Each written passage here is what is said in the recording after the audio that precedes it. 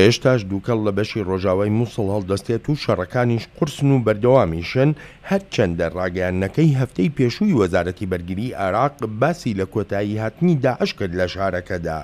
بەڵام لە دوای ئەو ڕاگەیاندنەوە سەرکردە لەشکریەکان هەر ڕۆژە و ئازادکردنی چەند ناوچەیەکی تر لە بەشە کۆنەکەی شاری مووسڵ ڕادەگەیەنن.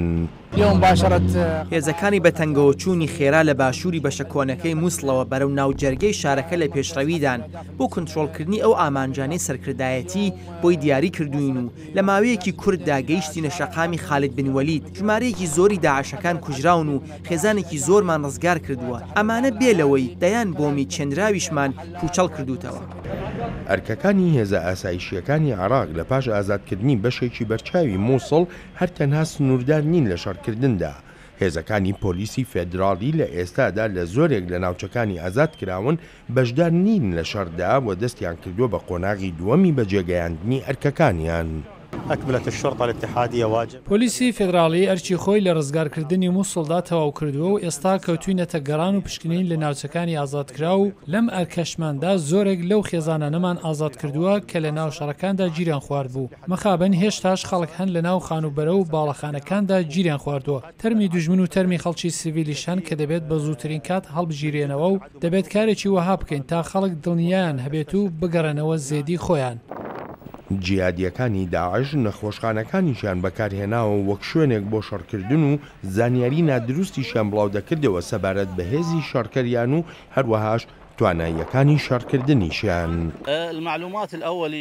راپۆرتە بەرایەکان باسییان لەوە دەکرد کە 1000یان زیاتر تیرۆریستی داعش لەم نەخۆشخانەیەدا هەبوون، بەڵام دواتر کە کۆنتڕۆڵ کرا بۆمان دەرکەوت ژمارەیان نزیکەی 300 کەس بووە و کە گەشتینە ئێرە زۆرێکیان کوژرا بوون و ئەوانی تریش ڕایان کردبوو.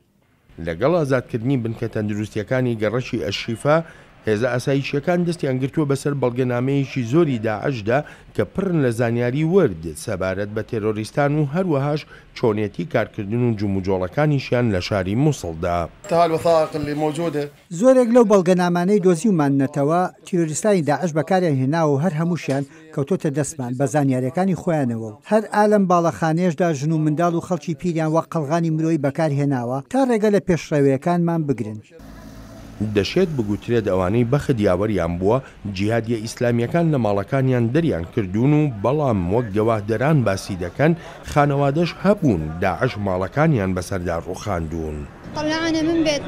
لە ماڵەکەی خۆمان لە بابلجەدید دەریان کردین بە ناچاری چوینە گەڕەکی مەکاوی 3 مانگ لەوێ بووین. داعش ژیانی وێران کردین. لە ماڵێکدا لە گەڕەکەکەی خۆمان خەڵکی تێدا بوو داعش دایڕمان بەسەریاندا 9 کەس بەجارێک مردن و ئێستاش لە ناو دار و پەردووەکەدان. هەموو ئامۆزاکان و 2 زاوام و 3 یا 4 مناڵیش لەوێدا مردن.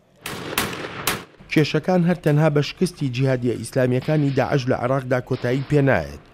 لە پاش داعش حکوومەتەکەی حەیدەر العەبادی سەرۆکوەزیری عێراق دەکەوێتە بەر پرسیارەتیەکانی دابینکردنی خزمەتگوزاریەکان و بەدەنگەوە چوونی داواکانی ئەو خەڵکەی هێشتاش بە گومانەوە لە قۆناغی پاش داعش دەڕوانن.